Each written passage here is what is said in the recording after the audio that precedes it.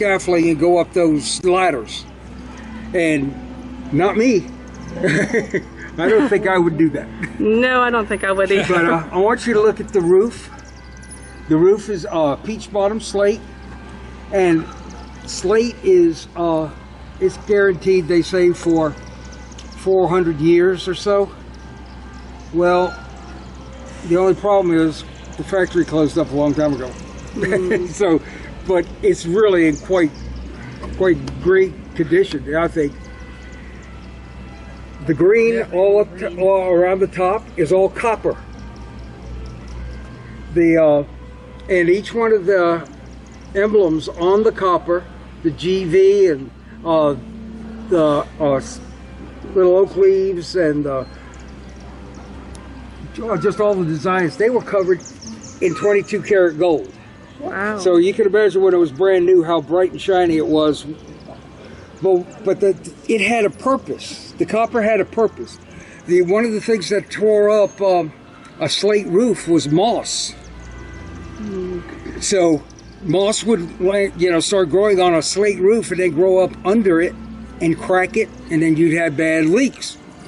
Well, with the copper all the way around it, the rainwater would hit the copper.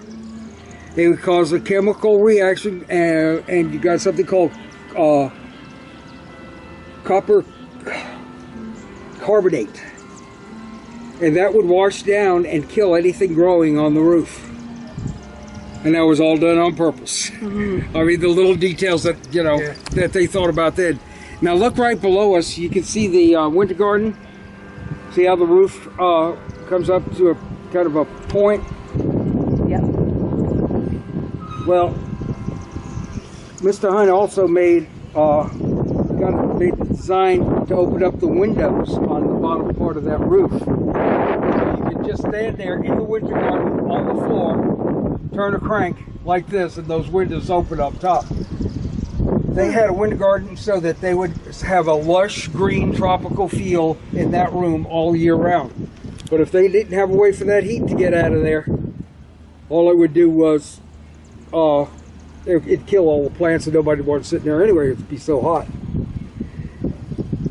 Now, you see the middle dormer on the roof over to our left? Right below that, there you see those iron bars sticking up and iron bars going across. Mm-hmm. That was all put in so that when the ice and snow started melting and sliding, it would slide down, hit those pipes, and break up before it could break the windows. Now, a lot of people think that that's a gargoyle at the very end down there,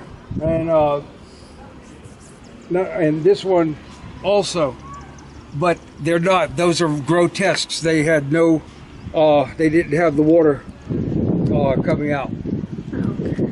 If you look back over here to the mountains, about 30 miles from there is Mount Mitchell. That's the tallest mountain east of the Mississippi River. It's about 6,800 feet, somewhere right along in there. When you look at these windows and how ornate they are, that's because you're facing the guest area. So the guests could be standing down there, and they'd look up, they'd see all of these ornate figures and designs. They'd look at the chimneys. By the way, the chimneys, we have 65 fireplaces that go into 16 different chimneys. So there's a whole system of flues that go right through the house. But you see, there'll be a lot more ornate on this side than they will be when we go out onto the roof on the other side. Anything? How big a staff would you have? In-house staff, 33. But that did not include the stable people. He had a stable of 20 horses, so he had a few people working in there. But just inside the house, keeping the house going, was 33 to 35. And gardeners? Not sure. A lot. He employed over 300. Now he employed over 300 people. All right, we're going to come back out. We're going to go across and go out onto the roof if there are no other questions. Watch your head. Okay, yeah. Watch your head going back again. Yeah. Yeah.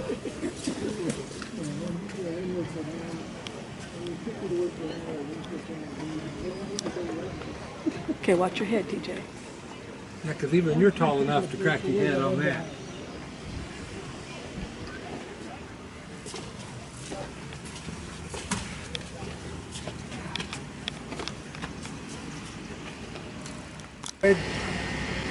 Roof over there off to the right. That was the gardener's cottage. That was probably the second thing built up here. Now there are approximately 65 acres of gardens right in here. You have the formal rose gardens and the tulips and just all sorts of other flowers. Yeah, and then you have the rambles back over here to the left, or left. And you could be in the rambles, and you can't see a thing except woods. It's just like what he did, what Olmsted did when he was building Central Park. There are places in Central Park that you could look around. It's weird that there wasn't another living soul around you because you're right in the middle of the woods. And that's what he did with this area down there.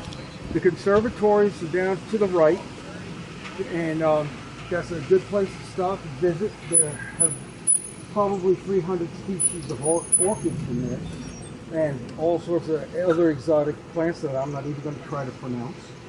It might get a little warm in there today, but I still think it's worth stopping. When you leave, you're going to drive right across the front and into the walled garden, and then down. There are parking places down there, so you'll have a place to park. Now this is the top of the elevator shaft right here. The construction of the house. And we don't have record of anyone there. And that is because these slates came already drilled with 2 holes, and they're all the same size. Well, they're not quite either, different areas. But for this spot, and they were put in on those steel or iron rafters. They were tied with 15 gauge copper wiring. Each one of those are individually tied to the roof. There's a lot of slates to tie up there. But they offer there's all sorts of history out there in Ashland, etc. Any questions on anything up here? Is there a record of how much help he had around here at any one time? Inside the house, he had about 35 cents. Construction-wise? Oh, yes. He had between 500 to 1,000 workers working 10 hours a day, 6 days a week, 6 years. Now, I would think that the hardest thing to do would be to coordinate all those people. That would be a nightmare. I think probably would be bad as hard as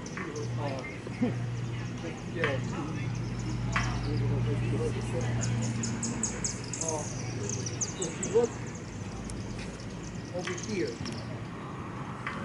you can see GD. And that's a question I've got for the workers out there, but I can never find them. When they fix the new one and they bring it in, is it going to be bright and shiny, or is the patina they're going to have it match it like this? I'm not sure how they're going to do it.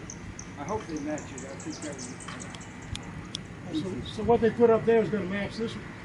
I'm hoping. Copper on this one? That's what I'm saying. I'm hoping they do that. That's what it's supposed to look like. Yeah. This is after 120 years. The new copper's going to be bright and shiny, so there's a way to.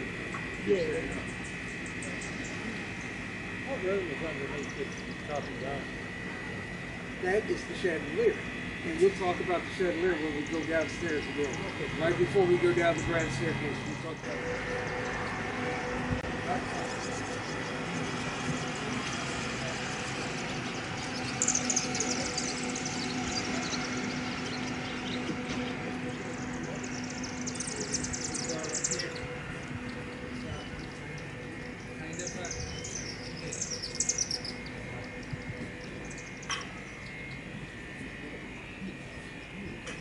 Yeah, just go straight in front of me. There you go.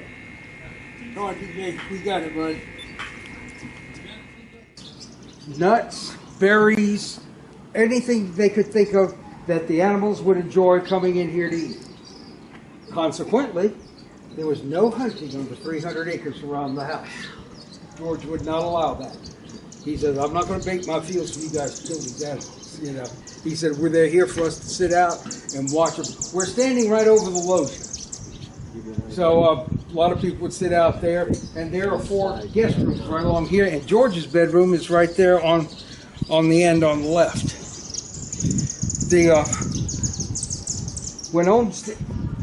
When you look out over this land, you see a beautiful, beautiful piece of land that near forest.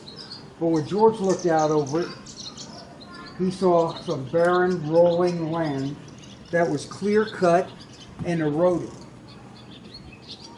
George didn't intend to have a 125,000 acre estate, but Olmsted kind of talked to him and said, you know, in Europe what they would do with this is they'd reforest it.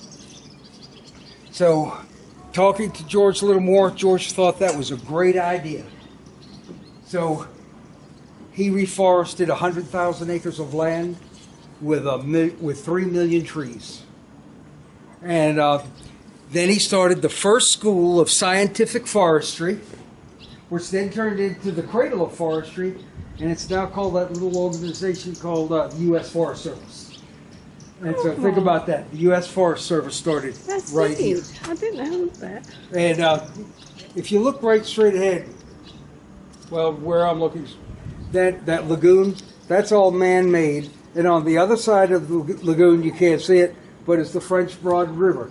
The second, I don't know how they do this, it's the second documented oldest river in the world. The Nile is first, and both of them flow north. You know, it's just a coincidence. I don't know how that works. But seeing over to our left, there's a mountain that you can barely see an antenna up there. That's Mount Pisgah. It's about 15 miles from here, and that's where George built his hunting lodge, so that they could. The men and women would go out there. There were 2 or 3 buildings up there, and that's Buck Springs. Buck Springs Lodge. If you look over here, you see a horse-drawn carriage. People going on a carriage ride. It's you know, I said George saw barren rolling land. A lot of people will ask me, how did Biltmore get its name? Well, Bilt, B-I-L-D-T, was the name of the town in Holland, Netherlands, that the family immigrated from in the year 1650. They've been here a long time. And but the little town was called Bilt. And a lot of this has nothing to do with the house, but Vander means man from, or persons from, Bilt. That's the last name Vanderbilt, just like Smith would have been a metalsmith or whatever.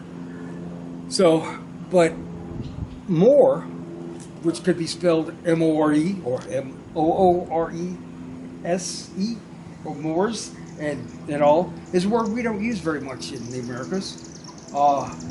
But they use it a lot in England, Northern England, Ireland, and Scotland, the moors of Scotland. It means rolling, barren land. So when George saw that, he put Bilt and Moore, and that's how we got the name Biltmore.